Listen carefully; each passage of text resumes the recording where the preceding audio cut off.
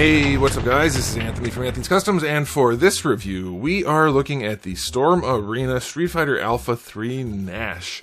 And I've been told this is the best entry in the line so far, and I think by the accessory allotment, and if the figure's any good, that might be true, technically speaking.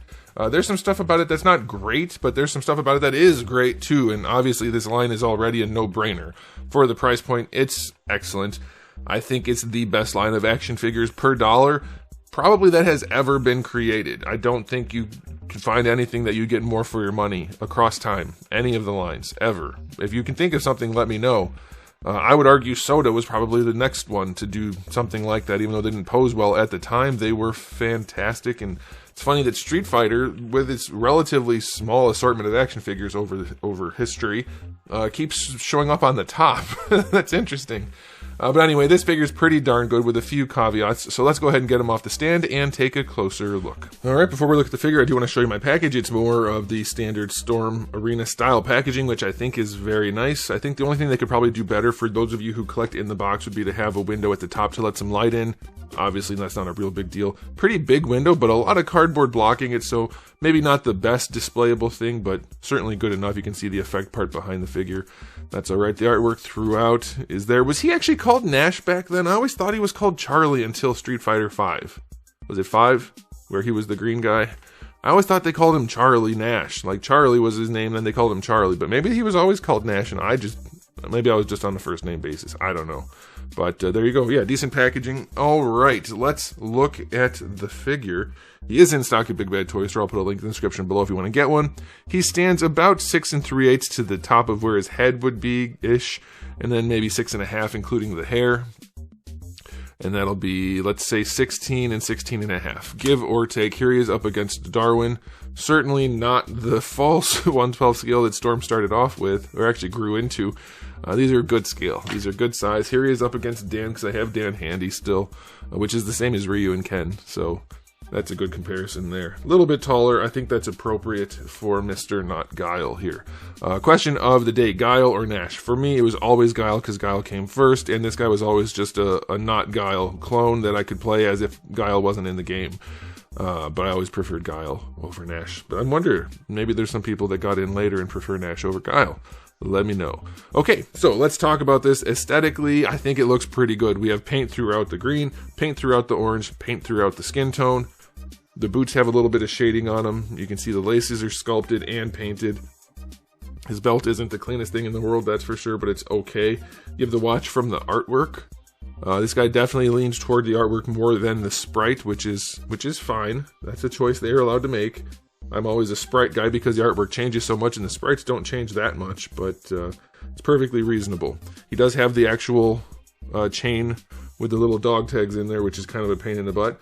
Doesn't ever want to be where I want it to be, but it is in there, which is a nice feature. I think the sculpt is really good. I think maybe the pants are a little bit of a soft sculpt, but for his styling, I think it's perfectly fine. It looks good. He does have unique arms. He doesn't have the same arms as Ryu and Ken, even though they're close in size. They didn't cheap out, so that's good. But yeah, overall, the silhouette is nice. The sculpt is nice. Paints are nice. The detail work is clean enough for sure. Mine has some smudging going on, which is super unfortunate. His chest has some, I don't know if it's going to show up. It's like very faint, but there's black smudging going on. Don't care for that.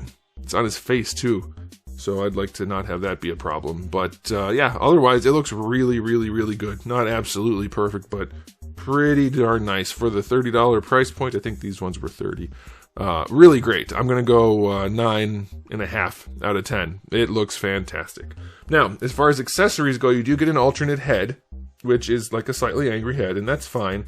You get his glasses, and I think the glasses are honestly the weakest part of this figure.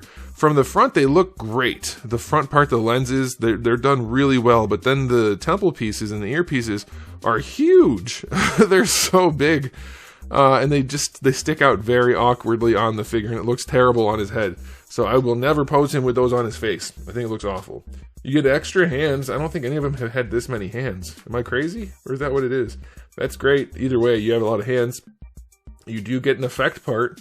which is huge. Storm's always been really good at doing good effect parts, and this is one of them. That's very, very nicely done. It's a great way to make it relatively cheap, just having it basically be flat other than where his foot connects, but it gets the job done, so that's cool. And you do get the display stand if you want that. So yeah, at this price point, 10 out of 10. Easy. Even with the glasses that are too thick. Like, that's fine. That is okay by me. That's a good spread. Now, oh, I forgot to mention, he does have interchangeable shoulder caps because you can take his clothes off. I don't know, is that a thing that happened in the game that I'm not remembering? Does he ever have his life preserver vest not on him?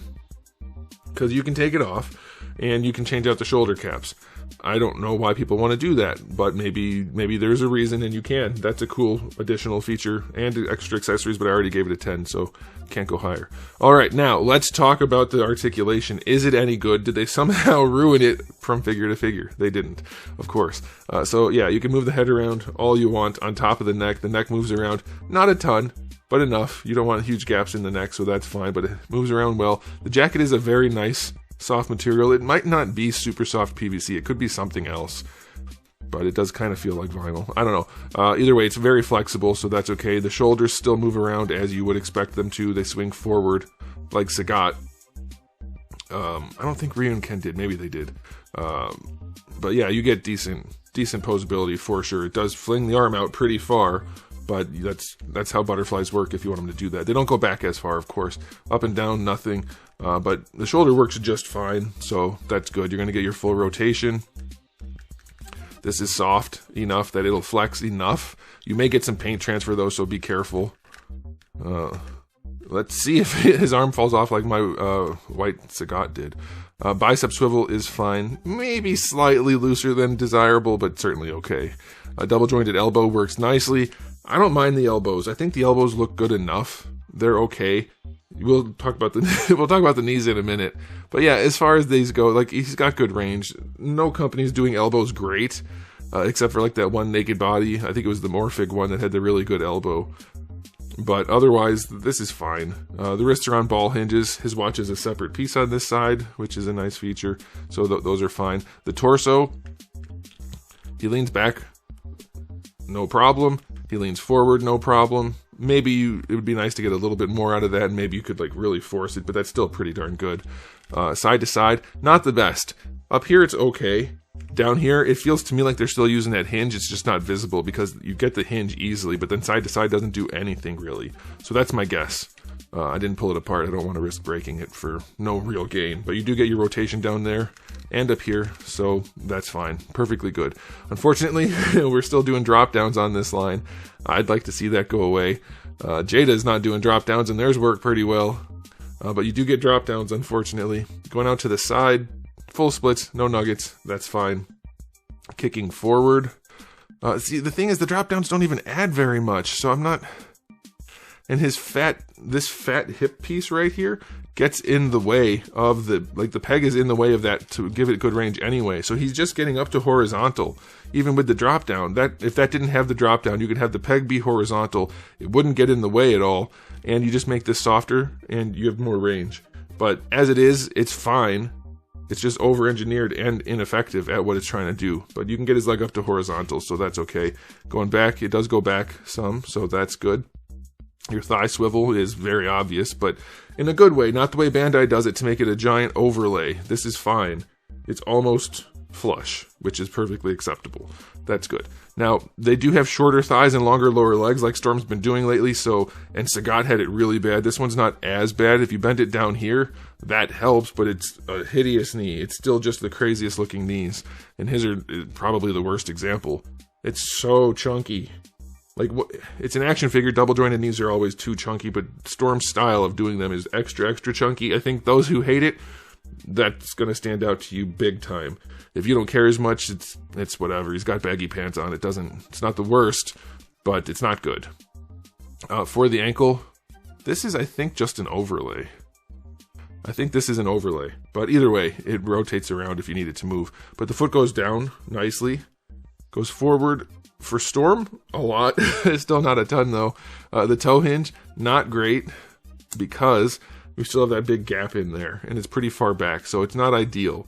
But it is there, so that's okay. Your ankle rocker, Yeah, it does rotate. Ankle rocker is really good, so that's a nice feature. So yeah, it's loaded with articulation that generally works really well. It's not perfect. Got some shining going on there from it pressing against something on the inside. It's not perfect, but it's still really good, especially at the price point. Like, this is only a couple bucks away from Marvel Legends. What the heck, man? That's crazy. Yeah, really good. Articulation's going to get a, I'm going to go 9 out of 10. For the price point, it's solid. Okay, time for the final verdict on this release. There's not a lot they could do to make it better. There are a few things they could tweak that would make it better for me, better overall. I don't know. I guess you could make the knees less ugly, things like that. But otherwise, this is exactly what action figure lines should be. So much for your money. You should never open an action figure and be immediately disappointed. Storm doesn't do that with this line. You're immediately thrilled, and then maybe you could find some things that could be better, but these are so good for the money. It's just nuts. It's just nuts to me that these guys and Jada are really the only companies really impressing with every release at the price point. Like, sure, you have the Sexy Ice figures, which are really good, but you're paying for them, and so it's like they're still really good, but it doesn't stand out like this does. $30 for this is crazy. Yeah, overall rating, 9.5 out of 10. Really, really, really good. Some slight issues here and there, but what an excellent line so far. And they're keeping up a pretty decent pace, so I'm happy with it. Let me know what you guys think about that and about this figure, but I'm done. So thanks for watching, guys. If you enjoyed the video, please do give it a thumbs up. If you didn't, give it a thumbs down. And if you haven't subscribed, you should. I have new videos just about every single day and thousands already on the channel, so make sure you come back for all of that. And in the meantime, keep collecting.